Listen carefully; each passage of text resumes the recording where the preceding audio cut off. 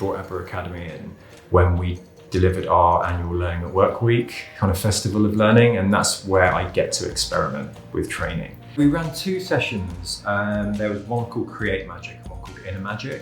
It was all about resilience and self-belief and almost just giving people a confidence boost and belief in themselves. And it was done really well. It was that really nice balance of practical experiences and the fact that it's being run by magicians. So people will expect some tricks and some entertainment, but the content that was delivered was really meaningful and actually really hit home, and it was quite heartfelt actually.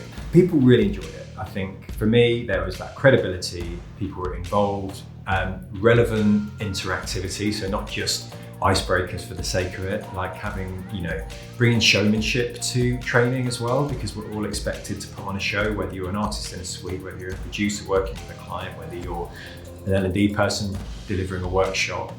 We forget that magicians are the ultimate show people, so harnessing some of those skills and bringing it into daily presentations and interactions and phone calls and encounters is a huge thing, and almost learning from that extreme and then whittling it down to your world is a really nice perspective to learn that craft from.